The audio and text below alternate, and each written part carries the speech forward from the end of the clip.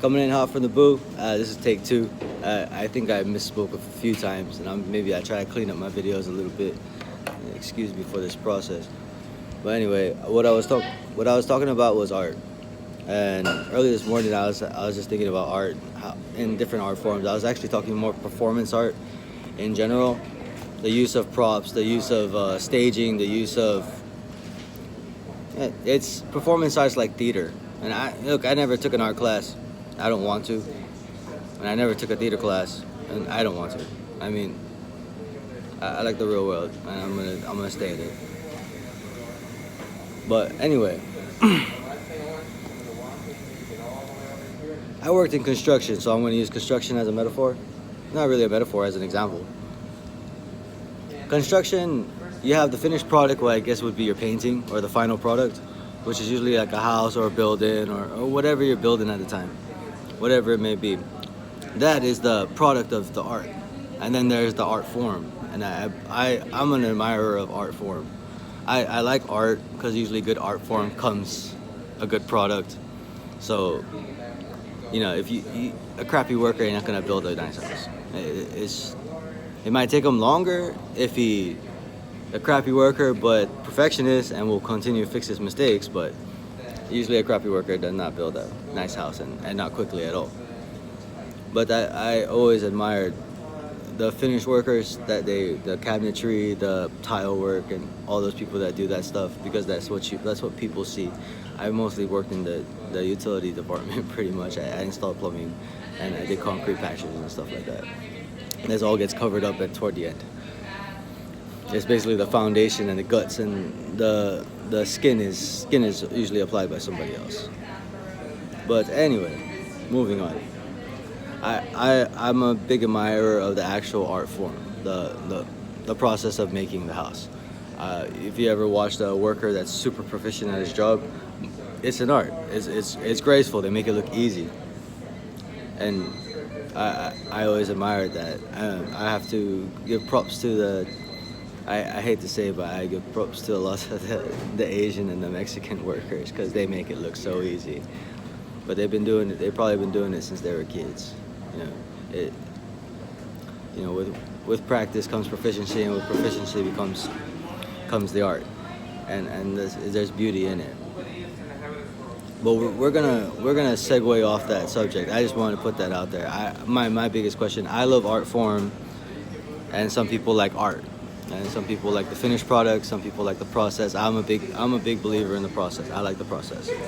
I like the finished product because without the process, you're not gonna get a nice finished product. It's just that simple. But we're gonna move on to a different thought. I misspoke when I was talking about this, so I'm gonna try this one more time. We were talking about turboprop design, and I have a few questions. The electric motor is usually directly underneath the propeller, at least from what I've seen so far. And I didn't really look very hard, so don't quote me too much. From what I've seen so far, the electric motor is usually directly under the prop, and I believe that's to do a dual effect. One, it's a direct drive, it's more reliable, and then two, the propeller also acts as a cooling system. I don't know if this is a feasible idea because this does add weight, and it does lower the RPM through because the way it's geared. I don't know if this is feasible or not, but it's an interesting design. You can fit it all in the wing, and it'll function, but I don't know if the efficiency gains will be enough to actually switch over to this kind of style. If the efficiency gains are there, and the efficiency will be a combination of with the added weight, did you increase airflow or increase thrust enough with the added weight for that efficiency using the same amount of energy? I don't know how that works. We'll find out. I'm not an engineer, okay, by any means.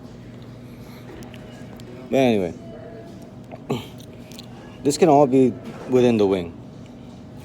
I was thinking about removing the electric motor from underneath the propeller, bringing it off to a side, and putting it on like either a belt or a chain drive, all within the wing. With the belt and the chain drive within the wing. Now you're probably going to use a smaller sprocket to turn the prop. And the cool thing about this, the larger the prop, the more airflow you'll have. So you can actually probably spin a larger prop at lower RPM and still get the same effect. I do like electric motors. They are instant torque and they're naturally high RPM. I think most electric motors run around 17,000 to 20,000 RPM on the high end. And I believe, I only read that once. And yes, I actually read that. I read it once. So at this, the power is, the electric motor is put to the side. The power is transferred to the chain. The chain turns the propeller. The chain turns, this chain will turn the propeller. Now this does add weight because with the electric motor directly in the center, you remove the chain itself, the propeller will not be a sprocket. My biggest question is, will removing the electric motor gain aerodynamics and gain airflow? Two, if you move it to the side, you can gear the motor to increase its RPM to match, to gain what you need to turn the propeller properly or at the proper RPM. You can increase the size of the propeller given that if you're gearing down, you have more torque. So there's a lot of questions to be asked here. This is just a giant question mark. But this can all fit within a wing. I'm pretty sure. It probably doesn't have to be very thick at all. Roughly 6 inches thick. Roughly. The other idea is to put the electric motor with a gearbox, because you're going to need to increase this RPM quite a bit, straight to a worm drive, and the worm drive spins the propeller.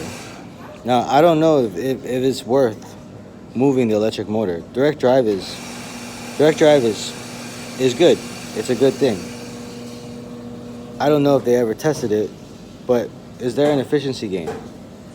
Will you gain efficiency by moving the electric motor from underneath the prop to the side and have all of this within the wing? That is the question. And no, not an engineer, but it's just a thought. Anyway, I'm gonna enjoy my coffee. Usually on cold days, coffee's small, but today I ordered a large coffee because large coffee is good for, days like this. Large coffee good for everything. So, good morning, you guys. Grab yourself a cup of coffee and get to it. With my day off, so I ain't gotta get to nothing. I do have a little project I want to do stuff. I'm gonna wait for the dude to drive a little bit. Anyway, Jones out.